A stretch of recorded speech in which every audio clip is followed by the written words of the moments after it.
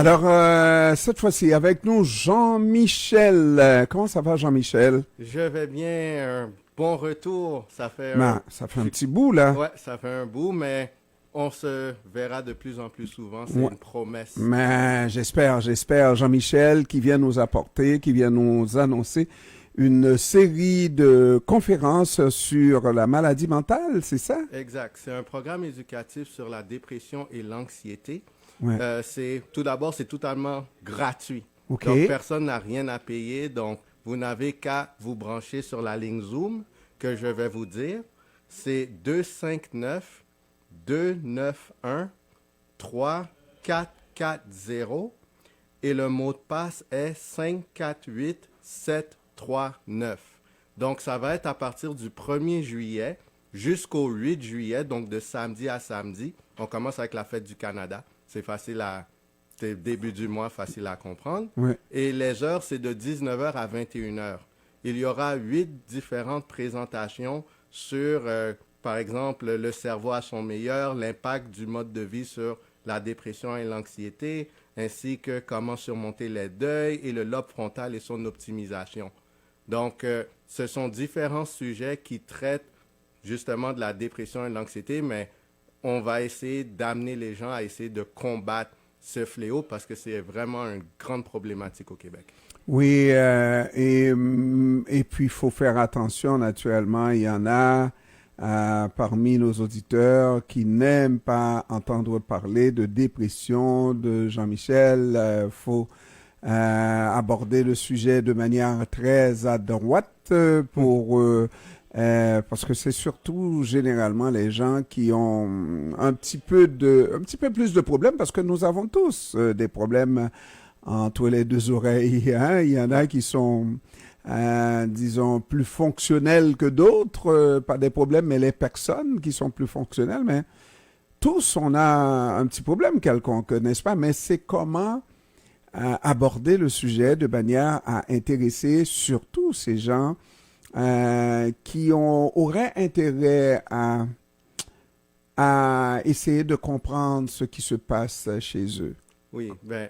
Qui sont les spécialistes? Exact. Donc, la bonne nouvelle, c'est que c'est pas moi qui vais le faire. Ouais, Je ne suis exact. pas du tout qualifié pour faire cela, bien entendu.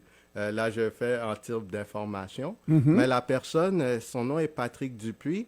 Lui, il est intervenant en soins spirituels. OK. Donc, il a étudié là-dedans. En ce moment, il est à l'emploi au CIU 3S de l'Estrie.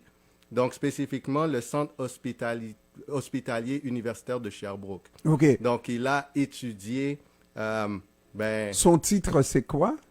son titre, il a une maîtrise en études du religieux contemporain OK. avec une spécialisation en soins spirituels. Bon. Et son centre d'expertise. Alors, c'est ça la question.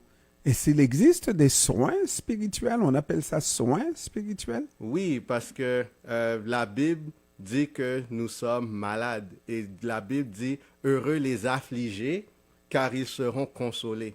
Donc, quand on parle de affligés, ce n'est pas, oui, il y a le sens physique, mais oui, le sens spirituel, c'est de l'esprit. Donc, ça rentre dans le mental. Alors, en ce sens, oui, quand Jésus parle d'une restauration, si on parle du paralytique, avant de le guérir sa maladie physique, il lui a dit « tes péchés sont pardonnés ». Ça, c'est le soin spirituel. OK. Donc, oui. Alors, si un spécialiste de soins spirituels me dit mes péchés sont pardonnés, est-ce que je serai guéri de... Non, un spécialiste ne serait pas qualifié pour dire tes péchés sont Voilà. Donc, ce n'est pas pour Comment dire alors guérir mes péchés spirituels, mes problèmes spirituels, si j'ose les appeler comme ça? Pour guérir les soins spirituels, comme Apporter les soins spirituels, j'imagine, hein? Oui, comme il y a une dimension que c'est vraiment Dieu qui peut restaurer. Néanmoins, quand on parle de soins spirituels aussi, je vais rendre ça, disons, pragmatique dans le contexte mental, il y a des spécialistes comme des psychologues à qui on réfère pour essayer de traiter la situation, d'y faire face. Maintenant, je ne voudrais pas je ne vais pas prétendre avoir la science infuse dans ce domaine, ce n'est Non, pas mon non. domaine. Mais tu as dû sûrement voir des traitements spirituels. Comment ça se passe? Est-ce que c'est parce qu'il y a le pasteur, il y a le prédicateur qui est très bon, le prédicateur pour nous annoncer la bonne nouvelle, etc. Et puis bon, mais ça ne suffit pas pour m'apporter des soins spirituels, à mon humble avis. Oh oui. Je peux être dérangé spirituellement, je peux avoir un problème à ce niveau-là. Qu'est-ce que ça me prend? C'est pas juste des paroles, là. Ah oui, non, ça c'est sûr. Dans le contexte, tu sais, d'avoir des soins, c'est pas juste de paroles, c'est financement, traitement. Financement et traitement. Exact, parce que, tu sais, dans le cadre de la présentation, je veux dire, tu sais, nous, on dépense des fonds pour que les autres payent, n'est-ce pas? Maintenant, tu sais, il y a nous, on fait, dans le contexte de la présentation, c'est plus la parole parce que on n'a pas le budget pour permettre, tu sais, des soins d'aller, comme il y a certaines personnes qui offrent des services dans différents endroits, pour des problèmes psychologiques plus poussés. Donc, Jean-Michel, plus poussé, les soins psychologiques, c'est offert par des spécialistes qui sont des psychologues, des psychiatres. Exact. Et donc, la conférence, ça sera pour nous inciter à prendre conscience d'abord qu'il y a un petit problème et puis nous aiguiller, diriger vers des traitements appropriés, quoi. Exact. Donc, oui, merci de la question parce que sinon, on aurait peut-être une mauvaise conception. C'est une piste de solution, mais ce n'est pas la fin. Ouais, voilà. C'est juste pour... le point de départ, c'est de comprendre qu'il y a un problème et comprendre un peu sur le plan analytique certains éléments du problème, mais on ne va pas prétendre qu'à la fin de la séance que tout est réglé. Non. Comme je veux clarifier cela, alors je remercie de la question pour qu'on ait cette bien compréhension. Néanmoins, c'est important d'avoir cette séance de compréhension à la base. Sinon, absolument. On va jamais Parce que le véritable problème avec des gens, encore une fois, je fais attention pour ne pas dire avec ces gens-là, qualifiant les gens qui auraient ou qui ont des problèmes psychologiques de ces gens à part, parce que nous en avons tous, n'est-ce pas? Ouais. Mais il y en a qui ont des problèmes qui les rendent non fonctionnels. Et toi et moi, Jean-Michel, on se tutoie, n'est-ce pas? Bon. Ouais. On est fonctionnel, mais ça ne veut pas dire qu'on n'a pas de problème. Alors, il faut amener les gens à reconnaître qu'ils ont un problème parce que le véritable problème du problème, c'est lorsqu'on refuse de reconnaître qu'on a un problème. Ouais. Là, le problème devient quasiment insoluble puisque l'autre qui fonctionne à peine ou qui est totalement dysfonctionnel, il dit qu'il n'a pas de problème. C'est toi qui as un problème. Exact. C'est ça. Alors, il y a un dicton que j'ai inventé qui dit « Celui qui ne sait pas et qui ne sait pas qu'il ne sait pas est presque sans espoir. » Bon, absolument, c'est bien dit. Et puis, il faut le garder. Et j'espère le trouver, ce dicton-là, dans un livre bientôt. Ce sera la propriété de CPAM. Voilà. Content.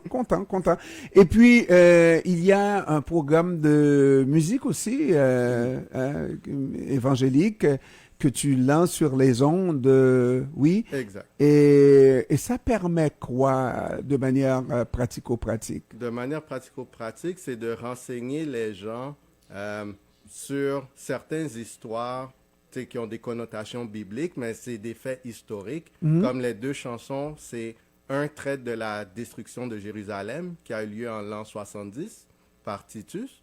Mais fait qu'il y a un aspect historique et il y a un aspect religieux en même temps, mais c'est à travers la musique. Parce que moi, peut-être on veut dire que je suis un peu de la vieille école. Moi, j'aime quand la musique... Il n'a que 35 ans, 30 combien là? Combien que je dois te donner, là? Ah, moi, tu peux me donner 36 ans. C'est mon âge. 36. Ben ouais, tu vois. J'étais pas loin. Ah ouais, t'étais dans le... Mais milieu. oui, et pourtant, il dit qu'il est vieux de la vieille. Et non, là, Jean-Michel. Non, mais je parle dans le contexte de ma manière de penser par Oui, rapport oui, à mes contemporains, on va dire. Mhm. Comme je suis quelqu'un qui... Je crois que la musique, l'important, c'est les paroles. Comme Oui. je suis... Parce qu'aujourd'hui, malheureusement, la musique n'a pas le même... C'est beaucoup de... Tu sais, c'est musical, on va dire ça comme ça, mais les paroles n'ont pas la substance qu'elles avaient autrefois. Ça, Ouais. c'est à mon humble avis. Mhm. Donc, les chansons, ça met l'emphase sur les paroles, il y a de la substance. Comme si on écoute une chanson, vous allez voir... C'est une que histoire c'est une qu'on histoire. nous raconte, n'est-ce Exact. pas? Et c'est un petit peu malheureux pour aller dans ce sens-là que mes compatriotes d'origine haïtienne écoutent très peu les paroles. On se contente de la mélodie et on danse. Et pour les chrétiens, on loue Dieu, la louange, et puis on danse beaucoup. D'ailleurs, j'ai reçu hier avant-hier une vidéo où on montre les Africains, les Noirs, qui dansent beaucoup. Pendant que le monde change, toutes les révolutions technologiques ont cours. Et nous dansons. Nous dansons beaucoup. Je ne veux pas dire qu'il ne faut pas danser. Et puis, c'est un don aussi, hein, que de savoir danser. Louer Dieu en dansant. Écouter de la bonne musique tout en dansant. Il y en a qui ne savent pas danser. Mais est-ce qu'on peut faire les deux? Oui, ben la Travailler, danser, travailler, danser. On serait mieux, n'est-ce pas? Ouais, ben Parce la, que la Bible dit il y a un temps pour chaque chose. Donc, il faut qu'il y ait mais moi, le je temps voudrais même les mélanger. On peut marcher et mâcher la gomme. On peut danser et travailler en même temps. Jean-Michel Lubin, c'est mon ami et bientôt il va avoir une chronique à la radio. C'est un jeune homme très, très sérieux que je considère très sérieux. Oh, et puis on veut en avoir de ces Jean-Michel Lubin avec nous à CEPAM. Merci beaucoup Jean-Michel Lubin. Que Dieu te garde. Mais toi aussi, mon cher. On va à la pause commerciale, mesdames, messieurs. On revient pour la suite dans un instant. Et puis, l'équipe Choc sera là avec nous dans un tout petit moment, soit immédiatement après la pause commerciale.